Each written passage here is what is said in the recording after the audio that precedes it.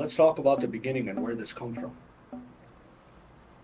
Long ago, they said that two warriors, them and I believe maybe an Ojibwe hunter, they shot the same, killed the same taksha, the same deer.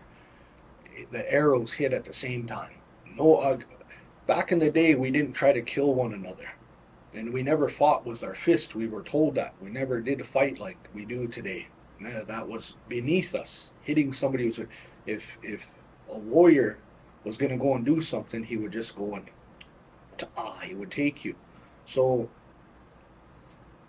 instead of doing that to one another, they sat down and they took their moccasins off, four of them, each one. They had four moccasins now.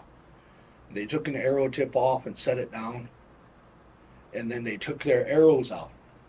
Maybe their hide, they put their hide down, and they put those moccasins on the hide.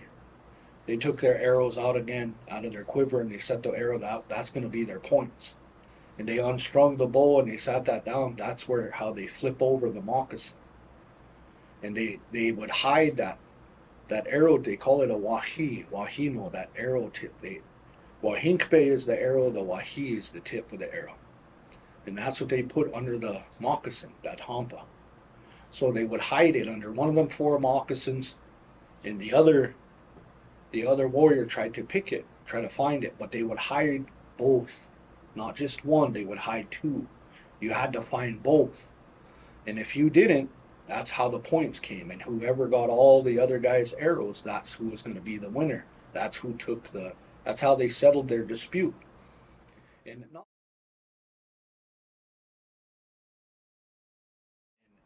it's through this yegiapi, it's through sharing is how we're going to keep this culture alive. It's not, long ago they were really close knit. Each district had their own thing. We would play districts, our families, different things like that. And they still do in Crow country. They still do in various parts of Indian country. This is why we're trying to bring this back here, get our children to identify with the hand game and the variations of where this come from. So again, we still call hamba chumbina, hand game, oxen game, this variation through our hands. So at one time, we all played hamba chumbina, we all played the moccasin game. And it's through these variations and through these different bundle keepers and their visions and their help through different birds or different, the magpie, the crow, the raven, through these different birds, the eagle, they all have a different power, so to speak. Some go for healing, some will do it for birthday, weddings, whatever. And they come together and they will have a game. And through this game, it brings like good luck. It brings like a good energy.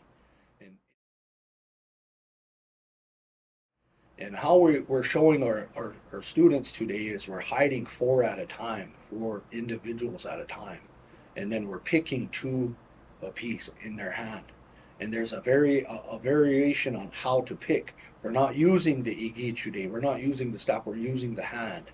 So in the hand is outside, picking two at a time. Inside, they're inside arms together, left or right. So when we're talking about this game, the hamba chumbina, and the many variations throughout Indian country, we don't know the originations to a lot of these, but if you know your stories on where they come from and your people, maybe even the songs, this is how you start deciphering and finding out where it come from. And there's a lot of elders that are still left. This is these walking around dictionaries in our communities out there. There's a lot of elders that are left that we need to go and interview, that we need to bring here, and we need to talk about our ways of life. And that's how we're going to identify with who we are.